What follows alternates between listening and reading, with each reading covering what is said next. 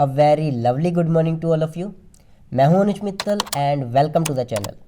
मैं आप लोगों के लिए स्टार्ट कर रहा हूं गेट 2022 के लिए इंजीनियरिंग मैथमेटिक्स का कंप्लीट कॉम्प्रिहेंसिव डिटेल्ड कोर्स। अगर आप गेट एग्ज़ाम की प्रिपरेशन कर रहे हो, इंजीनियरिंग सर्विस एग्ज़ाम लिख रहे हो, तो आपको इस सब्जेक्ट की इम्पोर्टेंस बताने की नीड नहीं है। ऐसी कोई ब्रांच नहीं है जिसमें आपसे गेट एग्ज़ाम में इंजीनियरिंग मैथमेटिक्स ना पूछा जाता हो। अगर मैं वेटेज की बात करूं, मार्क्स की बात करूं, तो हर साल गेट एग्ज़ाम में engineering mathematics on an average 13 to 15 marks, 13 से 15 नंबर का आपसे गेट एग्ज़ाम में इंजीनियरिंग मैथमेटिक्स पूछा जाता है। और अगर मैं इंजीनियरिंग सर्विस एग्ज़ाम की बात करूं, ईएससी के एग्ज़ाम की बात करूं, तो इंजीनियरिंग सर्विस एग्ज़ाम के प्रीलिम्स पेपर वन में आपसे इंजीनियरिंग मैथमेटिक्स 18 से 20 नंबर का, 18 to 20 मार्क्स का आपसे ईएससी के पेपर में इंजीनियरिंग मैथमेटिक्स पूछ लिया जाता है। तो सबसे पहले तो हम लोग यहाँ पर इस कोर्स को शुरू करने से पहले देख लेते हैं कि हमें कौन कौन से चैप्टर्स यहाँ पर डिटेल में पढ़ने हैं। तो इंजीनियरिंग मैथमेटिक्स के इस पूरे कोर्स में, इस कंप्लीट कोर्स में हम लोग 6 चैप्टर्स कवर करने वाले हैं। Chapter number 1 that is linear algebra. Chapter number 2 हम लोग पढ़ेंगे कैलकुलस के बारे में। Chapter number 3 differential equations. Chapter number 4 रहेगा complex variable. Chapter number 5 probability and statistics and the last one that is numerical methods. तो ये टोटल 6 चैप्टर है हमारे इंजीनियरिंग मैथमेटिक्स के इस कंप्लीट कोर्स में, जो मैं आपको कराने वाला हूँ। तो हम जो सबसे पहला चैप्टर जो स्टार्ट करेंगे वो करेंगे chapter number 2 that is calculus. Calculus से हम लोग अपने इस कोर्स की स्टार्टिंग करेंगे। देखिए, कैलकुलस का सिंपली मतलब, पहले तो इसकी मार्क्स की बात कर लेते हैं, इसकी वेटेज की बात कर लेते हैं। कैलकुलस से आपके एग्जाम में 3 से 4 क्वेश्चन आते हैं। 3 से 4 क्वेश्चन आपके गेट एग्जाम में कैलकुलस से पूछे जाते हैं, यानी कि ये 5 से 6 नंबर की वेटेज रखता है। 5 to 6 मार्क्स की कवरेज रखता है कैलकुलस। कैलकुलस का ये सबसे ज़्यादा मार्क्स कवर कर रहे हैं इन 6 चैप्टर्स में, और सबसे ज़्यादा कन्फ्यूजिंग भी यही है। सबसे ज़्यादा कन्फ्यूजिंग चैप्टर कैलकुलस ही है आपका। बच्चों को सबसे ज़्यादा डर भी इसी चैप्टर से लगता है। कैलकुलस का पहले तो मतलब बताता हूँ मैं आपको। कैलकुलस का बेसिकली मतलब है कैलकुलेशन करना। कैलकुलेशन वर्ड से ही आया ये, कैलकुलस, कैलकुलेशन। ठीक, कैलकुलस में हम लोग करते क्या है? कैलकुलस के अंदर हम लोग पढ़ते हैं प्रॉपर्टीज़ ऑफ डिफरेंशिएशन। हम लोग डिफरेंशिएशन के बारे में पढ़ते हैं। हम लोग प्रॉपर्टी पढ़ते हैं इंटीग्रेशन की, प्रॉपर्टीज़ ऑफ इंटीग्रेशन। और क्या करते हैं हम लोग, इसमें पढ़ी जाती है application of differentiation and integration. मतलब ये इंजीनियरिंग मैथमेटिक्स की वो ब्रांच होती है जिसके अंदर हम लोग डिफरेंशिएशन की प्रॉपर्टीज़ पढ़ते हैं, इंटीग्रेशन की प्रॉपर्टीज़ पढ़ते हैं, और एप्लीकेशन पढ़ते हैं डिफरेंशिएशन और इंटीग्रेशन की। तो कैलकुलस बेसिकली क्या है आपका?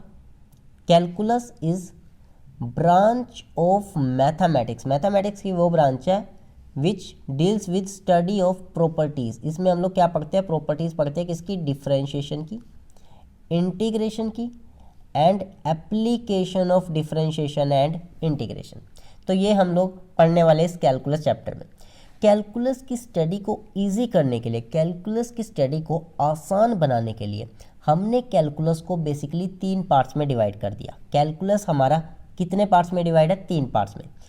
एक that is differential calculus, second that is integral calculus, and the last one that is vector calculus.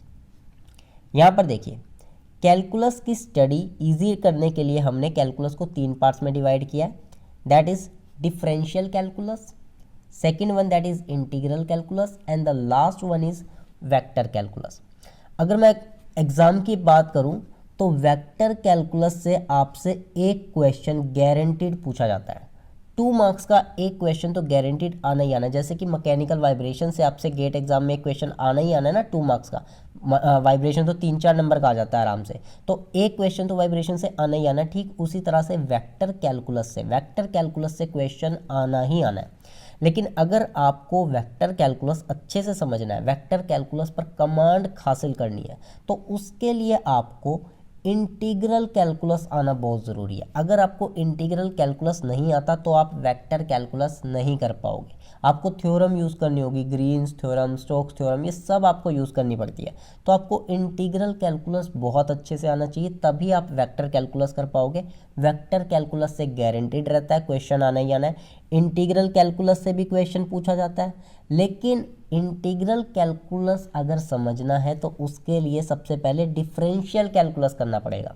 बिना डिफरेंशियल कैलकुलस की नॉलेज के इंटीग्रल कैलकुलस नहीं कर पाओगे, और बिना इंटीग्रल कैलकुलस के नॉलेज के वेक्टर कैलकुलस नहीं कर पाओगे। तो हमें सबसे पहले कहाँ से शुरू करना होगा? डिफरेंशियल कैलकुलस हमें पढ़ना होगा। डिफरेंशियल कैलकुलस से एग्जाम में अल्टरनेटिव ईयर्स में क्वेश्चन पूछे जाते हैं कि एक साल आ गया, अगले साल नहीं आया, फिर एक दो साल नहीं आया, फिर एक साल आ गया। तो डिफरेंशियल कैलकुलस से अल्टरनेटिव ईयर में क्वेश्चन आते हैं। इंटीग्रल कैलकुलस से फ्रीक्वेंसी रहती है, क्वेश्चंस आता है। वेक्टर कैलकुलस से तो गारंटी है क्वेश्चन आना ही आना है। एक क्वेश्चन वेक्टर कैलकुलस से आपको एग्जाम में मिलना ही मिलना है, 2 मार्क्स का।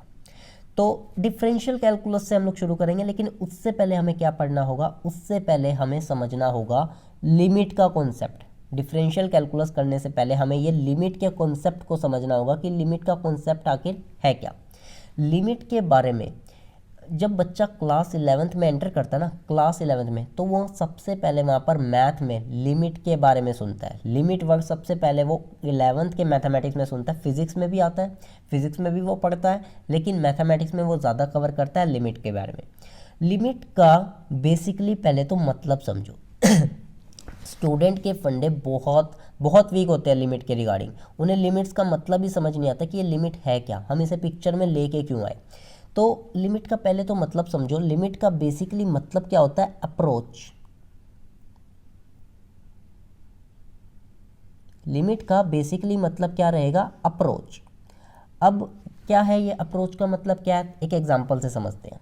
मैं एक एग्जांपल लेता हूं, देखिए। सपोज कीजिए आपके पास एक फंक्शन दे रखा है F X, which is equal to में X square minus 9 divided by X square minus 9 divided by X minus 3।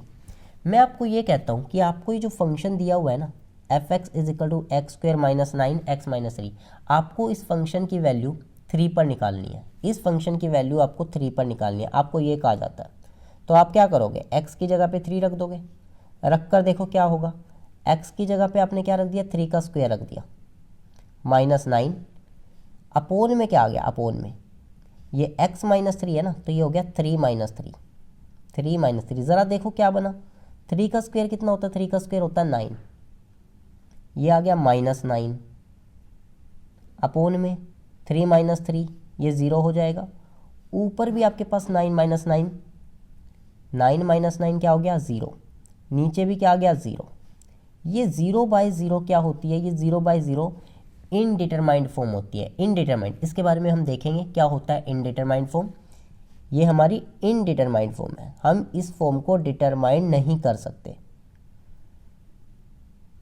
इसके बारे में देखेंगे क्यों नहीं कर पाते हम इस फॉर्म को, इनडिटरमाइंड क्यों कहते हैं इसे, इसके बारे में देखेंगे। यहाँ पर समझिए, तो यहाँ पर साफ साफ पहले तो ये पता चलता है कि मैं इस फंक्शन की वैल्यू को 3 पर नहीं निकाल सकता। जब मैं इस फंक्शन की वैल्यू को 3 पर निकालने गया तो मेरा जो फंक्शन है वो इनडिटरमाइंड फॉर्म हो गया, मतलब मेरा फंक्शन 3 पर डिफाइंड नहीं होता, फंक्शन मेरा डिफाइंड ही नहीं होगा। तो हम लोग लेके आए हैं लिमिट के कॉन्सेप्ट को, लिमिट को।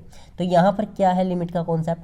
आपको ये पता है कि आपका जो फंक्शन है वो 3 पर डिफाइंड नहीं है, 3 पर डिफाइंड नहीं है, लेकिन 3 के आसपास तो डिफाइंड हो सकता है, 3 के बहुत क्लोज तो डिफाइंड हो सकता है। जैसे मैं वैल्यू रख लूँ 3.01, 3.01, इस पर तो फंक्शन डिफाइंड होगा, 3 पर नहीं है। मैं फंक्शन की वैल्यू ले लूँ 3.001 एक्स की वैल्यू, इस पर तो डिफाइंड होगा ना। ठीक उसी तरह से मैं वैल्यू ले लूँ 2.99, मैं वैल्यू ले लेता हूँ 2.999, इन पर तो फंक्शन डिफाइंड होगा ना। तो हम 3 पर नहीं कर पा रहे, फंक्शन को 3 पर डिफाइंड नहीं कर पा रहे, लेकिन उसके आसपास की वैल्यू पर तो डिफाइंड कर पा रहे हैं। तो यहीं पर आया लिमिट का कॉन्सेप्ट। अब एक चीज़ होती है left hand limit, right hand limit.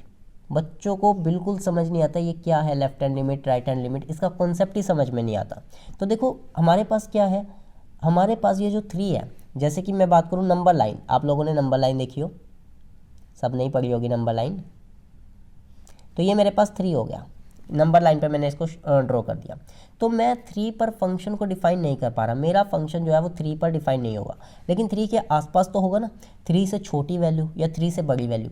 तो सपोज करो मैं 3 पर लेफ्ट साइड से जाऊँ, लेफ्ट साइड से कैसे, मतलब मैंने वैल्यू को रखा 2.9, फिर मैंने वैल्यू को रख दिया 2.99, फिर मैंने वैल्यू को रख दिया 2.999।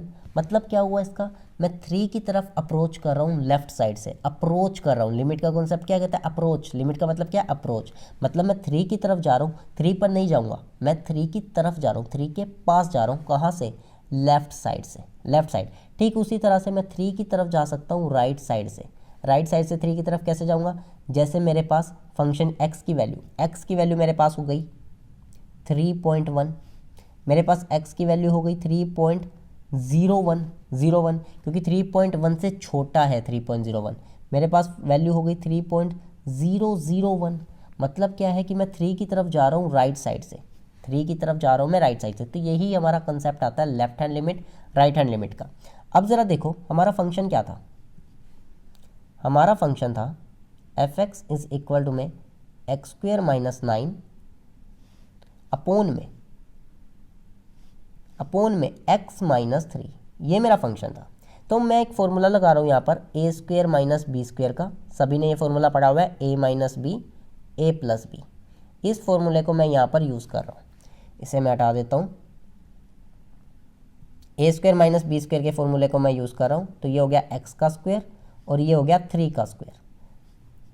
तो यहाँ पर क्या लिख देंगे, x का स्क्वायर माइनस 3 का स्क्वायर, और अपोन में क्या हुआ, अपोन में है x - 3।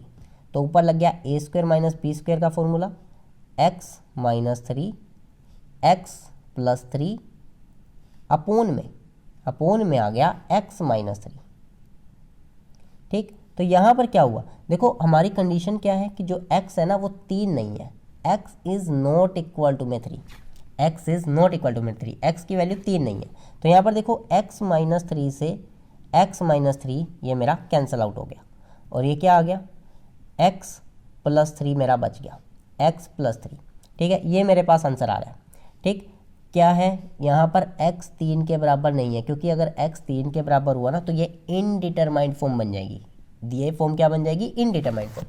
तो अब क्या है, मैं 3 की तरफ, x की वैल्यू क्या है, मैं 3 की तरफ जाऊँगा, मैं 3 की तरफ जाऊँगा, मेरे पास क्या क्या ऑप्शन है, या तो मैं लेफ्ट साइड से जाऊँ या मैं राइट साइड से जाऊँ। तो सपोज करो मैं लेफ्ट साइड से जा रहा हूँ, लेफ्ट हैंड लिमिट। अगर मेरी x की वैल्यू 3 की तरफ जा रहा हूँ, 3 की तरफ, जैसे मेरी वैल्यू हो गई 2.9, तो मेरे फंक्शन की वैल्यू क्या आएगी, ये मेरा f(x) आया था, ये मेरा क्या आया था, f(x) आया था फंक्शन, जो मेरा काट पीट के आया। तो ये फंक्शन की वैल्यू क्या हो जाएगी, फंक्शन की वैल्यू मेरी बन जाएगी 2.9 + 3 दैट इज़ 5.9। ठीक, मैं 3 की तरफ जा रहा हूँ, 3 की तरफ लेफ्ट साइड से, 3 की तरफ जा रहा हूँ लेफ्ट साइड से, जिसको मैं लेफ्ट हैंड लिमिट लिख रहा हूँ। तो 2.9 रखी ना अभी, तो मैं और क्या रख सकता हूँ, 2.99 रख सकता हूँ, 2.99। तो ये मेरा फंक्शन क्या हो जाएगा, फंक्शन अब क्या हो जाएगा, 2.99 प्लस का 3, क्या आंसर आ जाएगा, 5.99, 5.99। और क्या रख सकता हूँ मैं, x की वैल्यू मेरी हो जाए 2.999, मतलब मैं 3 की तरफ बढ़ रहा हूँ। तो फंक्शन क्या हो जाएगा मेरा, f(x) दैट विल बिकम 2.999 + 3, कितना आ गया, ये आ गया 5.999।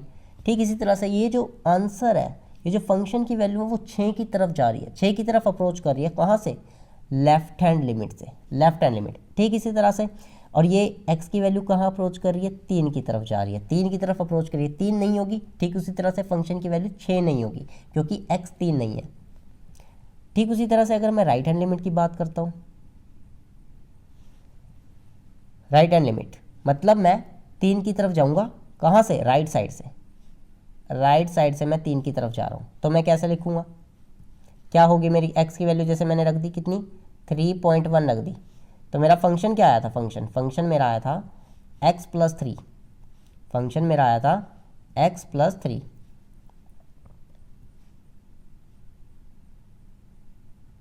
तो ये क्या हुआ, x की वैल्यू कितनी है, 3.1, तो 3.1 + 3 ये कितना हो गया, 6.1। x इज इक्वल टू में अगर मेरी 3.01 हो जाए, क्योंकि मैं 3 की तरफ जा रहा हूँ राइट साइड से, तो मेरा फंक्शन कितना हो जाएगा, फंक्शन की वैल्यू हो जाएगी मेरी, यहाँ पर x की जगह पे आप 3.01 रख दो, 3.01 प्लस का 3, ये कितना हो गया, ये हो गया 6.01। ठीक उसी तरह से x की वैल्यू 3.02 हो जाएगी, 3 की तरफ जाना है, sorry 3.01, fx is equal to में 3.001 प्लस 3 कितना हो गया, ये 6.001। तो मैं 6 की तरफ अप्रोच कर रहा हूँ, मतलब मेरा जो फंक्शन है वो 6 की तरफ अप्रोच कर रहा है, जब मैंने लिमिट x की क्या रखी है वो 3 की तरफ अप्रोच कर रही हूँ। देखो पहले तो एक समझ लो बात कि लिमिट एग्जिस्ट कब करती है, कब करती है लिमिट एग्जिस्ट, लिमिट एग्जिस्ट तब करती है जब left hand limit right hand limit के बराबर हो। मतलब जो अप्रोच आपकी लेफ्ट साइड से आ रही है वही अप्रोच आपकी राइट साइड से आ रही हो। लिमिट होता क्या है, लिमिट किसी भी फंक्शन की वैल्यू होती है, limit is just the value of the function nearest to the value the limit the function is defined.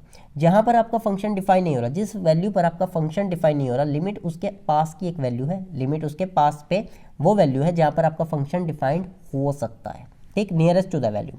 तो left hand limit is equal to right hand limit कैसे लिखेंगे, इसको कैसे लिखेंगे, जैसे आपके पास कोई भी फंक्शन दे रखा है, कोई भी फंक्शन दे रखा है, limit x approaches to a, limit x approaches to a fx, ये आपको दे दिया। तो left hand limit is equal to में right hand limit. Left hand limit क्या होगा, a की तरफ जाना लेफ्ट साइड से, मतलब a से छोटा रहेगा, a से छोटा। तो हम इसे कैसे लिखेंगे, लेफ्ट हैंड लिमिट को हम कैसे लिखेंगे, लेफ्ट हैंड लिमिट को लिखेंगे हम लोग limit x tends to a negative. ये सब अच्छे से देखेंगे हम लोग, अभी मैं सिर्फ बेसिक्स बता रहा हूँ। x tends to a negative fx, ये हमारी लेफ्ट हैंड लिमिट है। वैसे ही अगर मैं राइट हैंड लिमिट की बात करूँ, मतलब कि हम जो a की तरफ अप्रोच करेंगे राइट साइड से करेंगे, मतलब a से थोड़ा सा बड़ा होगा, a से थोड़ा सा बड़ा, तो लिमिट x टेंड्स टू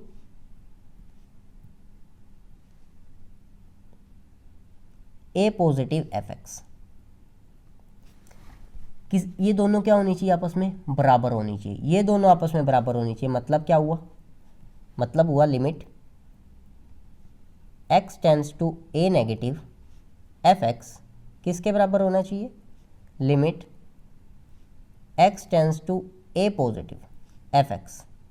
ये left hand limit is equal to में राइट हैंड लिमिट होनी चाहिए, तभी आपका जो फंक्शन होगा, तभी आपकी लिमिट एग्जिस्ट करेगी। ध्यान रखना, left hand limit is equal to में राइट हैंड लिमिट, तभी आपकी जो लिमिट होगी वो क्या करेगी, वो एग्जिस्ट करेगी।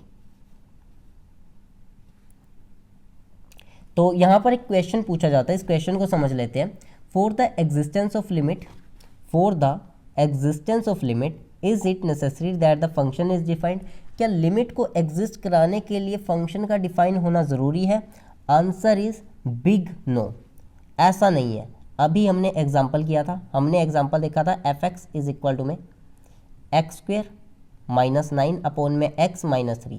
3 पर ये फंक्शन डिफाइन नहीं होगा। अगर मैं x की वैल्यू को क्या रख दूँ, 3 रख दूँ, तो ये फंक्शन डिफाइन नहीं हो रहा, लेकिन लिमिट एग्जिस्ट करेगी। इसकी लिमिट एग्जिस्ट करने के लिए क्या होना चाहिए, left hand limit right hand limit के बराबर होनी चाहिए। मैं इस पर आपको ना 3 से 4 क्वेश्चंस कराऊंगा, आपके लिमिट के फंडे बिल्कुल क्लियर हो जाएंगे कि लिमिट एग्जिस्ट कब करती है, कैसे पता चलेगा कि लिमिट एग्जिस्ट कर भी रही है या नहीं।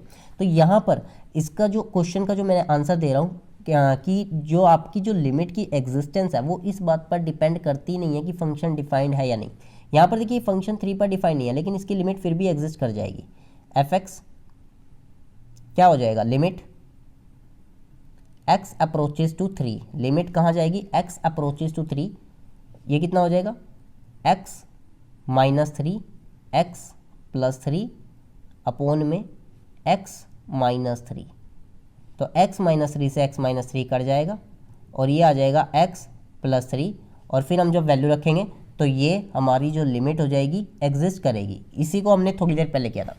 अब पहले तो ये देख लेते हैं कि इनडिटरमाइंड फॉर्म क्या होती है। लिमिट की एग्जिस्टेंस चेक करने से पहले कि लिमिट एग्जिस्ट करती है या नहीं करती, left hand limit right hand limit कैसे चेक करेंगे, आपको ये समझना होगा, दैट इज इनडिटरमाइंड फॉर्म। अब क्या होता है इनडिटरमाइंड फॉर्म, वो फॉर्म जिसे आप डिटरमाइंड नहीं कर सकते। Those forms which can not determined are called indeterminate form. हमारे पास हमारे सिलेबस में टोटल 7 इनडिटरमिनेंट फॉर्म है, 7 इनडिटरमिनेंट फॉर्म। कौन कौन सी है, नंबर 1, 0/0 फॉर्म आपकी एक इनडिटरमाइंड फॉर्म है। इनडिटरमाइंड क्यों होती है इनडिटरमाइंड की, क्यों, क्या रीज़न है इसका मैं भी बताता हूँ, लेकिन पहले देख लेते हैं कौन कौन सी है वो 7। 0/0 आपकी इनडिटरमाइंड फॉर्म है। इन्फिनिटी बाय इन्फिनिटी ये भी आपकी एक इनडिटरमाइंड फॉर्म है। 0.infinity, 0.infinity ये भी आपकी इनडिटरमाइंड फॉर्म है। 4th देखो, इन्फिनिटी माइनस इन्फिनिटी ये भी आपकी कैसी फॉर्म है, ये भी आपकी एक इनडिटरमाइंड फॉर्म है। 5th देखो, 1 की पावर में इन्फिनिटी, 1 की पावर में इन्फिनिटी ये भी आपकी कैसी फॉर्म है, ये भी आपकी एक इनडिटरमाइंड फॉर्म है। 6th इज 0 की पावर में 0 ये भी आपकी एक इनडिटरमाइंड फॉर्म है। And the last one is infinity raise to power में 0 ये भी आपकी एक इनडिटरमाइंड फॉर्म होती है। देखो जो गेट एग्जाम की प्रिपरेशंस कर रहे हैं ना, जो बच्चे 1 साल से, 2 साल से, 3 साल से, 4 साल से जो गेट एग्जाम की प्रिपरेशन कर रहे हैं, उन्हें पता होता है कि ये इनडिटरमाइंड फॉर्म होती है। हमारे पास 7 इनडिटरमाइंड फॉर्म होती है, लेकिन उन्हें इसका रीज़न नहीं पता होता कि इन्हें इनडिटरमाइंड फॉर्म कहाँ क्यों जाता है। तो चलिए मैं आपको यहाँ पर स्टेप बाय स्टेप बताता हूँ, आपको यहीं के यहीं याद हो जाएगी कि ये इनडिटरमाइंड फॉर्म कहलाती क्यों है और कौन कौन सी आपकी होंगी। ये 7 है, आप देखते ही पहचान जाओगे। तो चलिए देखिए, 0/0 ये एक इनडिटरमाइंड फॉर्म है। कैसे? आपने छोटी क्लासेस में पढ़ा है कि कोई भी नंबर हो, कोई भी नंबर अगर उसके अपोन में 0 आ जाए, किसी भी नंबर के अपोन में 0 आ जाए तो आंसर क्या होता है, इन्फिनिटी होता है। एग्जाम्पल की बात करूँ, 7 अपोन में 0 आ जाए, क्या होगा इसका आंसर, इसका आंसर होगा इन्फिनिटी। आपके पास आ जाए कोई भी नंबर हो जाए, कोई भी नंबर 10 अपोन में 0 आ जाए, क्या होगा इसका आंसर, इन्फिनिटी होगा। 20 अपोन में 0 आ जाए, क्या होगा इसका आंसर, इन्फिनिटी हो। कोई भी नंबर हो जिसके अपोन में 0 आ जाए ना, उसका आंसर क्या होता है, उसका आंसर इन्फिनिटी होता है। ये हमें छोटी क्लासेस में पढ़ाया जाता है। तो इसका देखो, अपोन में 0 पढ़ा हुआ है ना, डिनोमिनेटर में 0 पड़ा हुआ है, तो इसका आंसर क्या होना चाहिए, इसका आंसर होना चाहिए इन्फिनिटी। इसका आंसर इन्फिनिटी होना चाहिए। लेकिन हमें छोटी क्लासेस में एक चीज़ और सिखाई जाती है कि कोई भी अगर 0 है ना, 0 के अपोन में जो मर्जी हो, 0 के अपोन में जो मर्जी आ जाए, नंबर 0 ही कहलाएगा। आपके पास 0 अपोन में 7 क्या लिखोगे, 0 लिखोगे। आपके पास 0 अपोन में 20 आ जाए, 0 अपोन में 20 क्या लिखोगे, 0 लिखोगे। तो 0 के अपोन में, 0 के अपोन में कुछ मर्जी आता रहे, कोई फ़र्क ही नहीं पड़ता, आंसर 0 है। तो यहाँ पर देखो दो आंसर आ गए, एक इन्फिनिटी आ गया, एक 0 आ गया। कन्फ्यूज़ हो गए, क्या दें, आंसर अब इन्फिनिटी आएगा, क्योंकि नंबर के अपोन में 0 है तो आंसर इन्फिनिटी होना चाहिए। लेकिन ऊपर भी 0 पड़ा हुआ है, अब इसका आंसर 0 दे या इन्फिनिटी दे, तो कन्फ्यूज़न होगी। इसलिए ये कौन सी फॉर्म है, ये एक इनडिटरमाइंड फॉर्म होती है। तो फर्स्ट फॉर्म का हमें पता लग गया, 0/0 क्या है, एक इनडिटरमाइंड फॉर्म है। ये थोड़ी देर पहले मैंने बताया भी था कि 0/0 फॉर्म बन रही थी। अब सेकंड देखते हैं, इन्फिनिटी बाय इन्फिनिटी। अब ये देखिए, हमें छोटी क्लासेस में क्या पढ़ाया गया था, किसी भी नंबर के अपोन में अगर इन्फिनिटी है तो आंसर 0 होगा। हमें छोटी क्लासेस में पढ़ाया जाता, कोई भी नंबर ले लो, कोई भी 7 अपोन में इन्फिनिटी, कोई भी नंबर जिसके अपोन में इन्फिनिटी है 0। कोई भी नंबर ले लो, 25 डिवाइडेड बाय इन्फिनिटी, किसी भी नंबर को अगर इन्फिनिटी से डिवाइड करोगे आंसर 0 आएगा। ये हमें छोटी क्लासेस में पढ़ाया गया था, ये हमने छोटी क्लासेस में सीखा था। तो इसके अपोन में ये इन्फिनिटी आ गया, तो इसका आंसर क्या होना चाहिए, इसका आंसर 0 होना चाहिए, 0। लेकिन हमें छोटी क्लासेस में और भी एक चीज़ सिखाई गई थी कि इन्फिनिटी के अपोन में कुछ भी पढ़ाओ, इन्फिनिटी के अपोन में कुछ भी पढ़ाओ, आंसर क्या होगा, इन्फिनिटी होगा। आंसर क्या होना चाहिए, इन्फिनिटी। इन्फिनिटी की यहाँ पर इन्फिनिटी पढ़ा है, अपोन में क्या है कुछ मैटर नहीं करता, आंसर इन्फिनिटी होना चाहिए। तो अब दो आंसर आ गए, फिर से दो आंसर, किसका 0 आंसर करे या इन्फिनिटी आंसर करे। कन्फ्यूज़न हो गई, तो ये भी हमारी क्या बन गई, हम डिटरमाइन नहीं कर पाए कि आंसर 0 होगा या इन्फिनिटी, तो ये भी हमारी एक इनडिटरमाइंड फॉर्म हो जाएगी।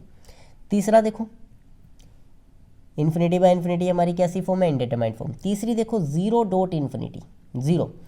अब देखो क्या सीखा था, 0 को किसी भी नंबर से मल्टीप्लाइड करो, आंसर 0 आएगा। देखो डॉट है, डॉट का मतलब क्या है, यहाँ पर डॉट का मतलब मल्टीप्लाइड है, डॉट का मतलब क्या है, 0 मल्टीप्लाइड बाय इन्फिनिटी।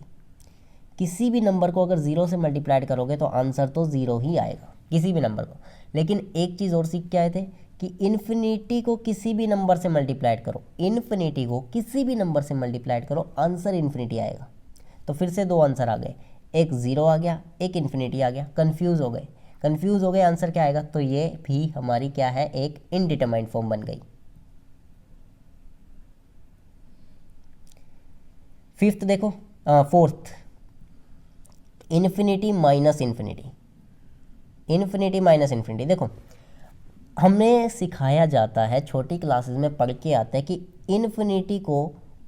इन्फिनिटी में से कुछ भी माइनस करो। देखो ये माइनस का साइन पड़ा हुआ है ना, इन्फिनिटी में से आप कुछ भी माइनस कर लो, कुछ भी, कोई फर्क नहीं पड़ता, इन्फिनिटी का इन्फिनिटी आएगा। इन्फिनिटी में से इन्फिनिटी इतनी बड़ी चीज़ है कि आप उसमें से कुछ भी माइनस करो, उसे कोई फ़र्क ही नहीं, वो घटेगा ही नहीं, वो कम ही होएगा ही नहीं। तो इसका आंसर इन्फिनिटी आना चाहिए, क्योंकि आप यहाँ पर इन्फिनिटी में से कुछ माइनस कर रहे हो, ठीक। लेकिन यहाँ पर देखो, आप इन्फिनिटी को किसी भी चीज़ में से घटाओ, आंसर माइनस इन्फिनिटी आएगा। आप इन्फिनिटी को, ये इन्फिनिटी है, ये माइनस का साइन है, इन्फिनिटी को किसी भी नंबर में से घटाया जाए तो आंसर माइनस इन्फिनिटी आएगा, माइनस। अब यहाँ पर फिर से कन्फ्यूज़न होगी कि प्लस इन्फिनिटी आएगा या माइनस इन्फिनिटी आएगा, फिर से हम डिटरमाइन कर नहीं पा रहे, तो ये भी हमारा क्या होगा, ये भी हमारी एक इनडिटरमाइंड फॉर्म हो जाएगी। चलो अब फिफ्थ देखते हैं, 1 रेज़ टू पावर में इन्फिनिटी। 1 की पावर में इन्फिनिटी क्या सीखा था? 1 की पावर में कुछ भी हो, 1 की पावर में कुछ भी हो, आंसर हमेशा 1 होता है। यहाँ पर 1 की पावर में इन्फिनिटी है, आंसर क्या होना चाहिए, 1 होना चाहिए। क्यों? क्योंकि हमने सीखा था 1 की पावर में चाहे 0 हो, 1 की पावर में 10 हो, 1 की पावर में 20 हो, कुछ भी हो जाए, कुछ भी, कोई मैटर नहीं करता, 1 की पावर में कुछ भी हो, आंसर 1 ही होगा। तो इसका आंसर क्या आना चाहिए, 1 आना चाहिए। लेकिन एक चीज़ और सीख कर आए थे कि किसी भी नंबर की पावर में अगर इन्फिनिटी आ जाता है, किसी भी नंबर की पावर में इन्फिनिटी आ जाता है तो आंसर इन्फिनिटी हो जाएगा। कोई भी नंबर हो उसकी पावर में अगर इन्फिनिटी है तो आंसर इन्फिनिटी होगा। तो यहाँ पर इसका क्या आंसर आना चाहिए था, इसका आंसर इन्फिनिटी आना चाहिए था। दो आंसर आ गए, 1 और इन्फिनिटी। अब क्या रखें, 1 रखें या इन्फिनिटी रखें? किसी भी 1 की पावर में कुछ भी हो, आंसर 1 होना चाहिए।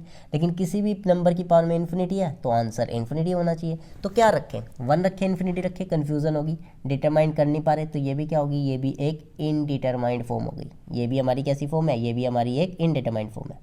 चलो 6 देखते हैं, 0 की पावर में 0। ये देखते हैं, हाँ जी, क्या सीखा था, क्या सीखा था आपने? किसी भी नंबर की पावर में 0 आ जाए, रिजल्ट 1 होना चाहिए। किसी भी नंबर की पावर में 0, कोई भी नंबर होता है, 7 की पावर में 0, रिजल्ट 1, 8 की पावर में 0, रिजल्ट 1, कोई भी नंबर हो जिसकी पावर में 0 है, रिजल्ट क्या होना चाहिए, 1 होना चाहिए। तो यहाँ पर देखो पावर में 0 दिख रहा है, पावर में 0 दिख रहा है तो आंसर 1 होना चाहिए।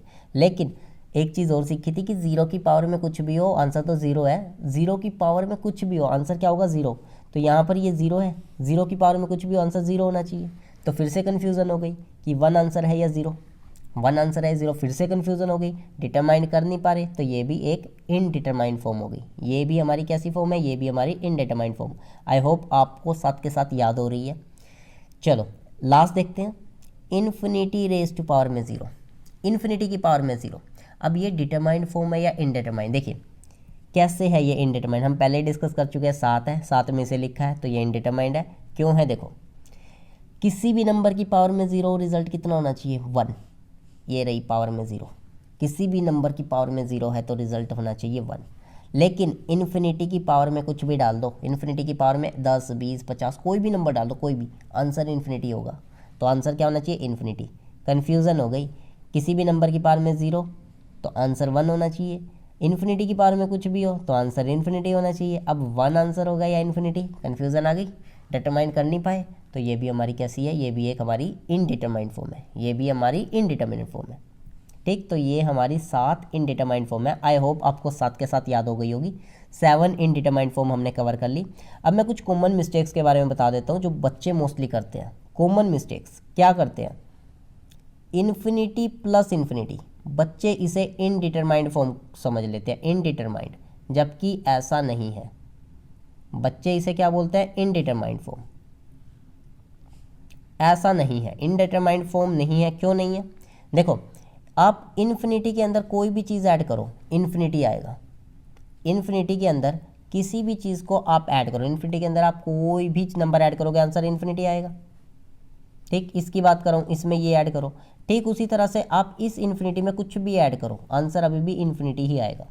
दोनों तरफ से इन्फिनिटी आ रहा है, दोनों तरफ से, तो ये इनडिटरमाइंड फॉर्म क्या है, ये तो डिटरमाइंड हो गई ना, ये इनडिटरमाइंड फॉर्म नहीं रही, ये डिटरमाइंड फॉर्म हो गई। क्यों हो गई? क्योंकि आंसर हमें पता है इन्फिनिटी आएगा, आंसर इन्फिनिटी आएगा, तो ये हमारी एक डिटरमिन्ड फॉर्म है, ये हमारी इनडिटरमिनेट फॉर्म नहीं है। सेकंड देखो,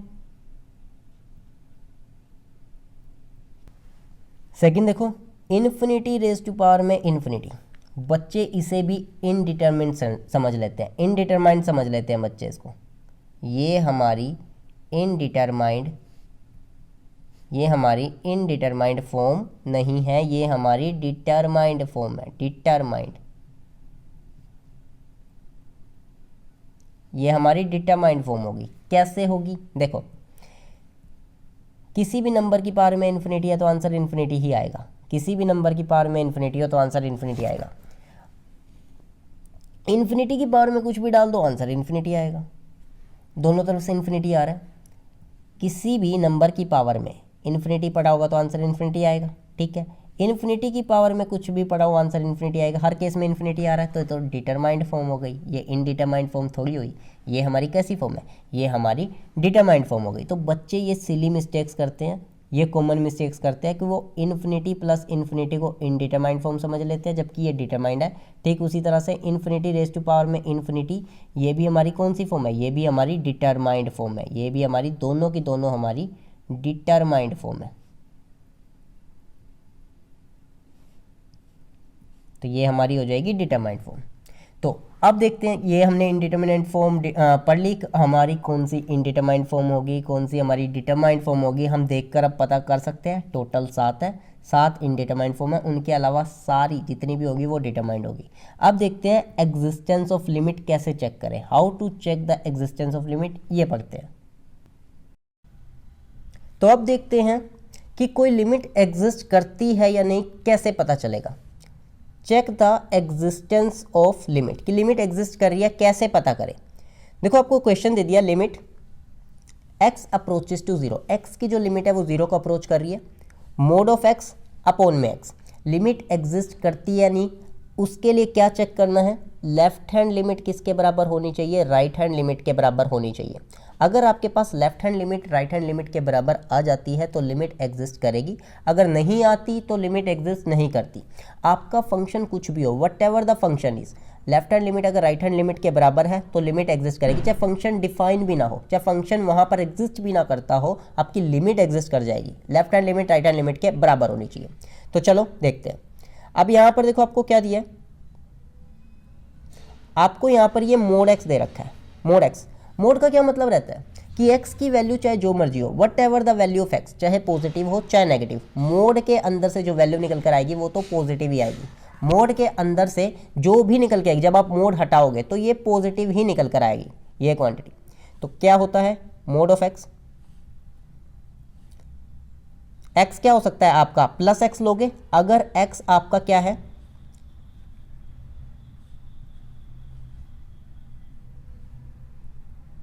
अगर x आपका ग्रेटर देन 0 होता है और आपका जो x है, mod of x minus x होगा, माइनस एक्स कब होगा, जब x की वैल्यू 0 से छोटी होगी, x की वैल्यू 0 से छोटी होगी तो माइनस हो जाएगा। ये हम छोटी क्लासेस में सीख कर आते हैं, ये हमें पता होता है।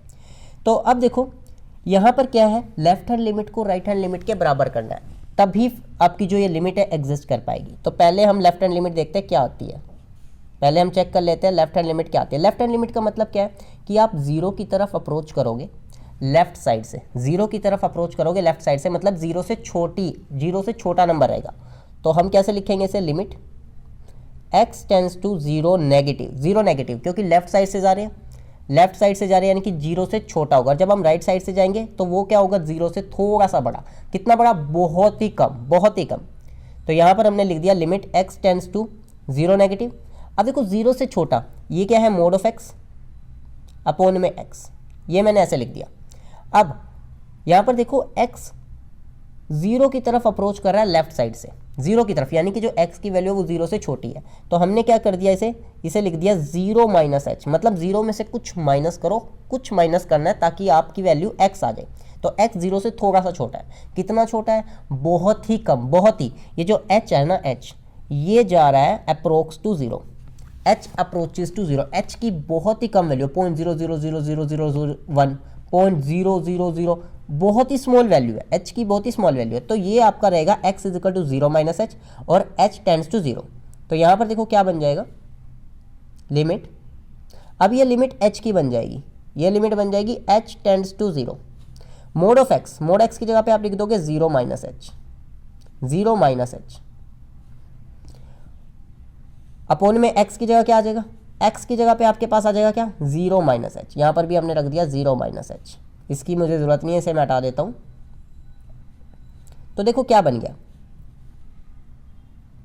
लिमिट h टेंड्स टू 0, ये 0 माइनस एच, 0 माइनस एच क्या हो जाएगा, 0 माइनस एच माइनस एच हो जाएगा, और उसका मोड लगा हुआ है, मोड लगा हुआ तो यहाँ से आपका प्लस एच निकल कर आएगा, ठीक। और ये 0 माइनस एच है, 0 माइनस एच क्या रहेगा, माइनस एच हो जाएगा, h से h कट गया, h से h कट गया, क्या आ गया, -1 आ गया, h से h कट गया, आपका -1 आ गया।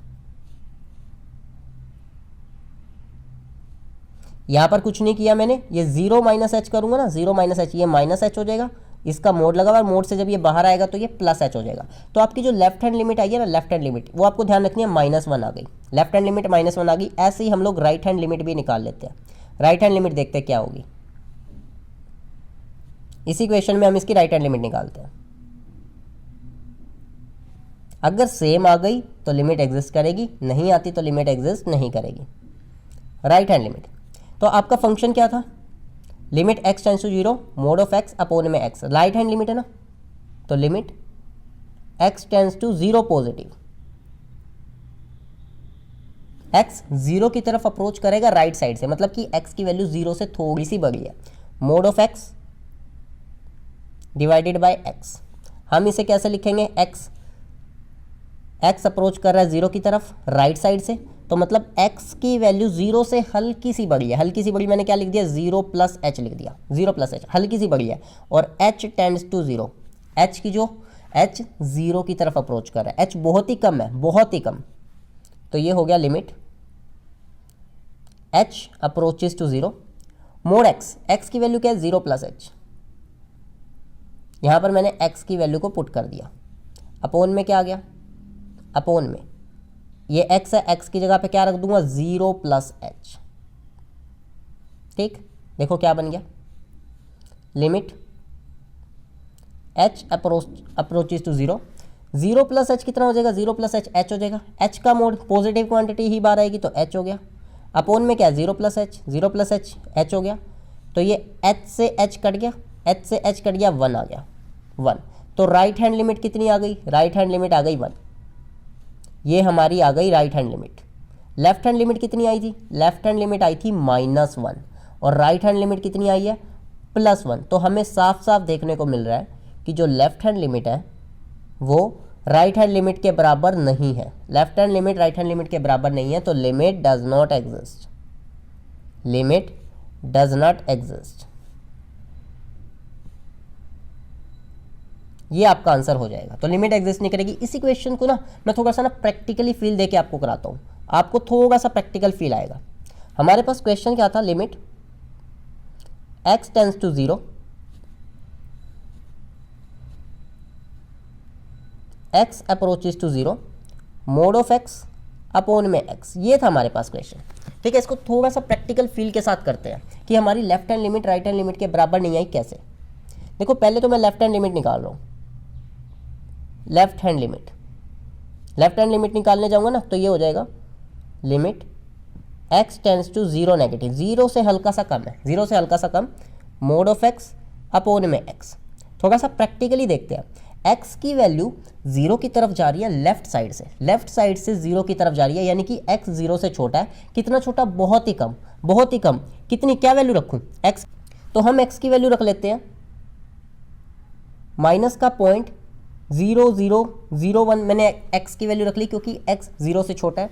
तो यहाँ पर क्या होगा, देखो मोड ऑफ x की जगह पर मैं वैल्यू रखूँगा माइनस का 0.0001, मोड अपोन में क्या आ गया, अपोन में आ गया x की वैल्यू कितनी है, माइनस का 0.0001, ये हो गया। देखो ये मोड है, तो ये नेगेटिव जो है मोड से जब बाहर आएगा, जब ये मोड का साइन हटेगा तो पॉजिटिव ही हो जाएगा, तो ये हो जाएगा 0.0001, ये एज इट इज़ आ गया। नीचे क्या पड़ा हुआ है, माइनस का 0.001, माइनस का 0.0001। तो आप देखो ये तो कट गया इससे, लेकिन ये माइनस साइन रह गया, तो आपके पास लेफ्ट हैंड लिमिट आ गई -1, ये आपके पास लेफ्ट हैंड लिमिट आ गई। सिमिलरली अगर मैं राइट हैंड लिमिट निकालने जाऊँगा ना, राइट हैंड लिमिट, तो मैं क्या करूँगा, राइट हैंड लिमिट में मैं क्या करूँगा, x approaches to limit x approaches to 0 positive mode of x upon में x। यहाँ पर आपको x की 0 से थोड़ी सी बड़ी वैल्यू रखनी है, थोड़ी सी बड़ी। क्या रखूँ इस बार मैं, x की 0 से बड़ी यानी कि पॉजिटिव होगी। पीछे मैंने लेफ्ट हैंड लिमिट में नेगेटिव रखी थी, अब पॉजिटिव रख लेते हैं। तो 0.0001, 0 से थोड़ी सी बड़ी वैल्यू। तो यहाँ पर मोड ऑफ x आप रखो 0.0001 अपोन में x की वैल्यू है 0.0001। ठीक, मोड हटेगा, पॉजिटिव ही पड़ी है तो एज इट इज़ यही क्वांटिटी बाहर आ जाएगी, ये हो जाएगा 0.0001। अपोन में क्या आ गया, अपोन में आ गया 0.0001। ठीक, कट के कितना आ गया, 1 आ गया। तो राइट हैंड लिमिट कितनी आ गई, 1 आ गई। राइट हैंड लिमिट 1 आई, लेफ्ट हैंड लिमिट -1 आई, तो आपकी right hand limit left hand limit के बराबर नहीं है, तो आपकी लिमिट एग्जिस्ट नहीं करती। चलिए अब देखते हैं क्वेश्चन नंबर 2। इस क्वेश्चन में भी हमें चेक करना है कि लिमिट एग्जिस्ट करती है या नहीं। क्वेश्चन क्या दिया है, लिमिट x अप्रोचेस टू 0 और फंक्शन क्या दे रखा है 1/x। तो हम फिर से क्या करेंगे, हम पहले लेफ्ट हैंड लिमिट निकालेंगे, फिर राइट हैंड लिमिट निकालेंगे। अगर left hand limit right hand limit के बराबर है तो लिमिट एग्जिस्ट करती है, अगर left hand limit right hand limit के बराबर नहीं है तो लिमिट एग्जिस्ट नहीं करती। तो सबसे पहले हम लेफ्ट हैंड लिमिट निकालते हैं, क्या आती है देखते हैं। लेफ्ट हैंड लिमिट क्या होगा, limit x approaches to 0 negative. 0 negative का मतलब क्या है कि जो x है वो लेफ्ट साइड से 0 की तरफ जा रहा है, लेफ्ट साइड से 0 की तरफ जा रहा है और 0 से छोटी वैल्यू है, 0 से छोटी वैल्यू। तो फंक्शन क्या आपका 1/x, फंक्शन आपका दे दिया 1/x। अब 0 से छोटा x की वैल्यू क्या हो सकती है, x की वैल्यू हो सकती है नेगेटिव होगी, 0 से छोटी है ना, तो माइनस का 0.000 आपने बहुत ही छोटी वैल्यू रख ली। तो x की वैल्यू हो गई 1 अपोन में नेगेटिव 0.0001। अब देखो ये 0.0001 ये बहुत ही छोटी वैल्यू है, बहुत ही छोटी, आप इसे अप्रोक्स 0 मान सकते हो, अप्रोक्स 0। तो 1 अपोन में 0, 1 अपोन में 0 हो जाएगा इन्फिनिटी, 1 अपोन में 0 इन्फिनिटी हो जाएगा। और ये माइनस का साइन है, माइनस का साइन तो यहाँ पर आ गया नेगेटिव इन्फिनिटी, ये क्या हो गया आपका माइनस इन्फिनिटी आ गया। लेफ्ट हैंड लिमिट आ गई, राइट हैंड लिमिट चेक करते हैं। राइट हैंड लिमिट क्या आएगी, राइट हैंड लिमिट देखते हैं। राइट हैंड लिमिट मतलब आप 0 की तरफ अप्रोच करोगे, कहाँ से, राइट साइड से। तो limit x tends to 0 positive 1/x। तो पॉजिटिव 0 से थोड़ी सी बड़ी है, क्या हो सकती है 0 से थोड़ी सी बड़ी, x की वैल्यू मैंने ले ली 0.0001। ठीक, अब पॉजिटिव वैल्यू हो जाएगी, पिछली बार नेगेटिव रखी थी, तो ये हो जाएगा 1 अपोन में x की वैल्यू ये हो गई 0.0001। अब जरा देखो ये वैल्यू बहुत ही छोटी है, ये वैल्यू बहुत ही छोटी है, इसे आप 0 मान सकते हो, 0। तो 1 अपोन में 0, नंबर अपोन 0 क्या होता है, इन्फिनिटी होता है। नंबर अपोन में 0 हो गया आपके पास इन्फिनिटी, और यहाँ पर पॉजिटिव आया, देखो क्यों माइनस साइन नहीं था, तो पॉजिटिव इन्फिनिटी आ गया। तो आपकी राइट हैंड लिमिट आ गई पॉजिटिव इन्फिनिटी, और लेफ्ट हैंड लिमिट क्या आई थी, नेगेटिव इन्फिनिटी, नेगेटिव। तो आपकी left hand limit right hand limit के बराबर नहीं है, left hand limit is not equal to my right hand limit, तो आपकी limit does not exist, limit doesn't exist. इसी चीज़ को ना मैं आपको ग्राफ से समझाता हूँ, ग्राफ के थ्रू हम इसे कवर करते हैं कि कैसे आपकी left hand limit right hand limit के बराबर नहीं आई।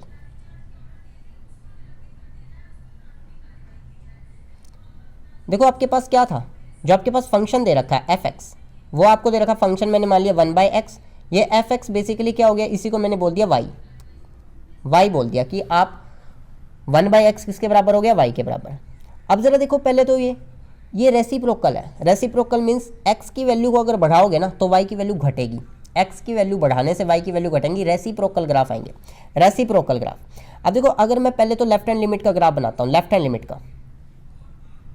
लिमिट का ग्राफ क्या होगा, लेफ्ट हैंड लिमिट का मतलब x 0 की तरफ अप्रोच कर रहा है लेफ्ट साइड से, मतलब x की वैल्यू नेगेटिव है, x की वैल्यू क्या है, नेगेटिव। x नेगेटिव कहाँ होता है, इस साइड पे x आपका पॉजिटिव होता है, ये मैंने x एक्सिस दिखा दी, ये मैंने y एक्सिस दिखा दी। तो इस तरफ क्या होता है, एक्स पॉजिटिव, इस तरफ नेगेटिव, तो आपका एक्स इस तरफ से अप्रोच करेगा, इस तरफ से। और आपकी जब एक्स की वैल्यू नेगेटिव होगी और यहाँ पर रखोगे तो वाई भी तो नेगेटिव आएगा, वाई भी नेगेटिव आएगा। एक्स की जितनी बड़ी नेगेटिव वैल्यू होगी वाई की उतनी ही छोटी नेगेटिव वैल्यू होगी। अगर मान लो x आपका नेगेटिव में 1000 है, नेगेटिव में 1000 है, तो y माइनस में y क्या हो जाएगा यहाँ से, देखो आप खुद देख लो। अगर आपके पास x 1000 है नेगेटिव में, x 1000 है नेगेटिव में, तो y की वैल्यू कितनी हो जाएगी, y की वैल्यू माइनस का 0.001 हो जाएगी। y की उतनी ही छोटी वैल्यू आएगी लेकिन आएगी नेगेटिव में। तो मतलब आपका इस रीजन में ग्राफ बनने वाला है, इस रीजन में। क्यों? क्योंकि यहाँ पर आपका इस साइड आपका x नेगेटिव होता है और y नेगेटिव का होता है, y नेगेटिव इस तरफ होता है। तो आपका जो रेसिप्रोकल ग्राफ बनेगा ना वो कुछ इस तरह का बनेगा, इस तरह का।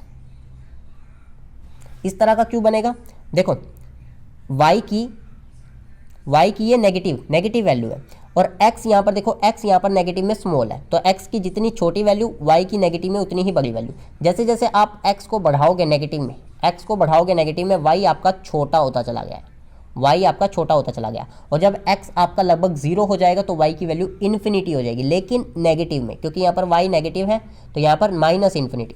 सिमिलरली अगर आप राइट हैंड लिमिट के लिए निकालोगे ना, राइट हैंड लिमिट के लिए आपका ग्राफ कुछ इस तरह का बनेगा। ये आप पढ़ते भी हो थर्मोडायनेमिक्स के अंदर, रेक्टेंगुलर हाइपरबोला ग्राफ बनता है। रेक्टेंगुलर हाइपरबोला, जब आपका टेम्परेचर कांस्टेंट होता है ना, टेम्परेचर पीवी इज, जो आप आइडियल गैस इक्वेशन में पढ़ते हो, टेम्परेचर आपका कांस्टेंट हो जाता है, पीवी कांस्टेंट, तो पीवी इज इक्वल टू में 1/c/v, आपके पास p इज इक्वल टू में c/v, आपके पास ये ग्राफ आता है। तो रेक्टेंगुलर हाइपरबोला रेसिप्रोकल ग्राफ आता है। तो यहाँ पर जैसे जैसे आपकी x की वैल्यू बढ़ती जाएगी y की वैल्यू छोटी होती चली जाएगी, और जैसे जैसे आपकी x की वैल्यू छोटी होती चली जाएगी y की वैल्यू बढ़ती चली जाएगी, y की वैल्यू बढ़ती चली जाएगी, और x जब 0 होगा तो y इन्फिनिटी हो जाएगा, लेकिन पॉजिटिव में, राइट साइड से, यानी कि पॉजिटिव में। अब जरा ग्राफ आप खुद देखो, जो y है, y की वैल्यू इन्फिनिटी की तरफ जा रही है, प्लस इन्फिनिटी की तरफ। कब? राइट हैंड लिमिट में, जब आपका x ग्रेटर देन 0 है, यहाँ पर x आपका ग्रेटर देन 0 है इस एरिया में, तो आपका ग्राफ कुछ इस तरह का आया, ये आपका ग्राफ आया। और जब आपकी लेफ्ट हैंड लिमिट जब आपने रखी, x की नेगेटिव वैल्यू रखोगे तो ये ग्राफ आया, मतलब y माइनस इन्फिनिटी को अप्रोच करेगा जब आप लेफ्ट साइड से जाओगे, और पॉजिटिव इन्फिनिटी को अप्रोच करेगा जब आप राइट साइड से जाओगे। ठीक, तो left hand limit right hand limit के बराबर नहीं होगी, left hand limit not equal to में राइट हैंड लिमिट। ठीक, चलिए अब देखते हैं क्वेश्चन नंबर 3। क्वेश्चन नंबर 3 में क्या कहता है, लिमिट x अप्रोचेस टू 0, और फंक्शन आपको दे दिया 1/x का स्क्वायर, और आपको चेक करना है कि लिमिट एग्जिस्ट करती है या नहीं करती। आपको फिर से वही चेक करना, तो आप पहले लेफ्ट हैंड लिमिट निकाल लो।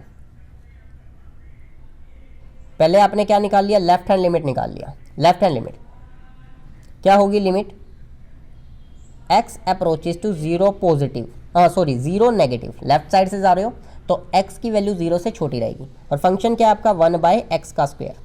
0 से छोटी है, 0 से छोटी कोई रख लो वैल्यू, 0 से छोटी यानी कि नेगेटिव होगी, नेगेटिव में आपने रख लिया 0.0001, ये आपने एक छोटी सी वैल्यू रख ली।